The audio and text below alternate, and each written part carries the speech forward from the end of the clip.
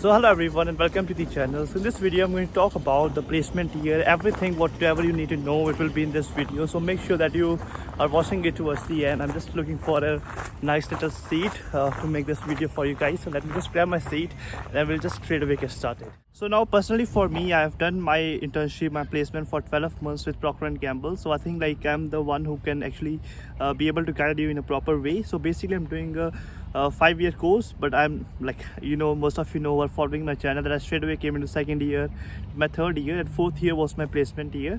And this is what the story will be around, like how I was able to find the internship, what was the salary, blah blah blah, all the stuff will be in this. So first and the most juicy bit is like what was your salary during the placement year. So as I said, I've worked there for 12 months and I was paid around £24,000 a year, and this is around £2,000 every single month.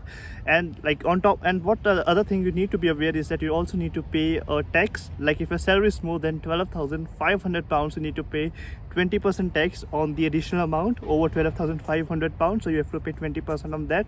So I had paid a tax. So basically if your salary is like £2,000, then expect to earn anywhere between £1,700 to £1,800. Now that was a salary with Procter & Gamble for my particular internship. But let's say if someone is from different field, like the salary which you should be expecting is anywhere between £15,000 to £25,000. So this is an average salary in the UK for any of the different courses which you might be thinking of. Civil engineering, there was a question like what is the salary for civil engineering. So anywhere expect to earn between £15,000 to £25,000. So now you know the salary, like what you can expect to earn, but the other question is how you actually have to find the placement. Now here the question is, like I think this is one of the misconception that let's say if your university has a placement year, the university is directly going to place you in a company and you're going to work there and they're going to give you a salary. It doesn't work like that here in the UK. So in terms of finding a placement, it is your own responsibility to get a placement during that specific year. Now if you don't get placement during that specific year of your course, I'll be explaining towards the end like what will be happening, but we want to focus on how to get the placement first. So now basically for me, so my year 4th was my placement year. So when I was in my third year, I started making my CV, my resume. Now here, like at least for my course, I had a dedicated professor who was helping me with the cover letter and the CV. I think if your course has got a dedicated placement year, then you can expect some of this help from the professor where they're kind of editing your CV and helping you out to make it like UK format style. I'm also happy to share my own CV like in a different video, so you can subscribe the channel to get that video. So now, well, my CV and the cover letter are two important things in order to apply for the company was ready. Now what the university helped me was that they just sent me a link that, well, here's a vacancy available, you can apply here. So they used to have a specific page on their intranet portal, on their online portal, and they say me like these are the companies where the vacancy are available. Now if you have got interest in organic chemistry, there are different chemistries, you can apply for the different companies. Likewise, as I knew like there's a vacancy available, I started to apply. Now the important tip which I want to give you is just don't apply for all of the companies. Just be specific and just be focused at where you want to go in your specific career path. Now if it is like civil engineering, like what kind of companies are interested in, what kind of I don't know like about engineering, but at least for the chemistry, like the different types of chemistries, like you can do forensic chemistry, you can do organic chemistry, physical chemistry. Then there are different companies who are like specialized in all of these different companies. There are pharmaceutical companies, there are consumer good companies, and XYZ. So for me personally, I was very focused to apply mainly for pharmaceutical and consumer good.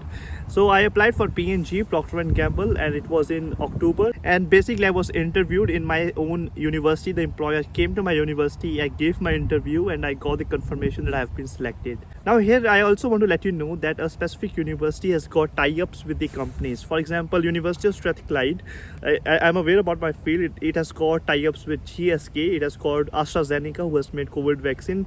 So they've got very strong networks with all of these different companies, and these networks are really important when you're doing the PhD. So you can do in collaboration with Strathclyde University and AstraZeneca your PhD. But in terms of the internship, like I don't think so you can expect that they will be straight away going to help you too much, like in order to be getting placed. Like a university is not going to straight away help you to get a place. You have to perform well in their recruitment assessment. Maybe like if you're in a specific university, you get an added advantage. Maybe they call you for the interview, but again you have to perform well in the interview because it's a very competitive process over here. Now comes the point that let's say if you're trying to apply for your placement year to get a specific placement, placement. If you're not able to get a placement, what will you do? So in that case, you have to work in the university. For example, in my course, I remember few of the students, even who were the UK students, the Scottish students, they weren't able to get a placement, so they had to work in the laboratory of the university. So that's the building where the chemistry labs are. It's called Royal College, and the first television was also invented over here.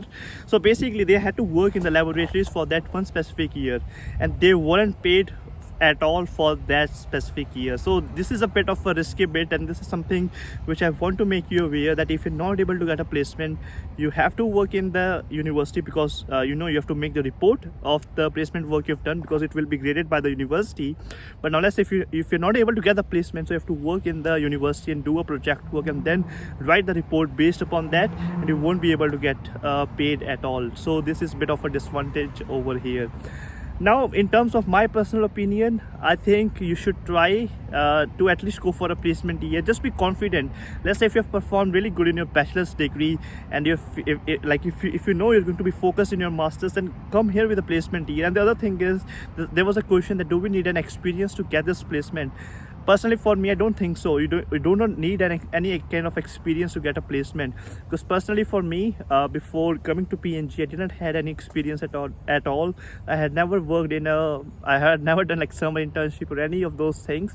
I had just like studied at my university. I had performed very good in my subject, and that's the reason that I was able to get PNG, and like without no experience. And also I was aware that the other interns at the PNG who I used to work with, I think maybe few of them had done some of the summer internships, but there were many who haven't got any experience at all. So you can be rest assured that even if you don't have experience, you can still opt for this placement route. So now here the other question comes, it's like, what is the actual advantage of this placement year? The advantage of this placement year is that, now let's say if you've been able to get the placement, like you've been able to be kind of recruited in a specific employer, the good thing is if they do like some kind of the internal assessments within a company. At least for PNG, they did my 3 different assessments, and towards the end of the assessment they will be giving a result that like they will be basically giving a recommendation to hire, like have you been able to do a successful internship or not, like have you been able to perform against the company's performance parameters. And if you've been able to perform like as for the company's parameters,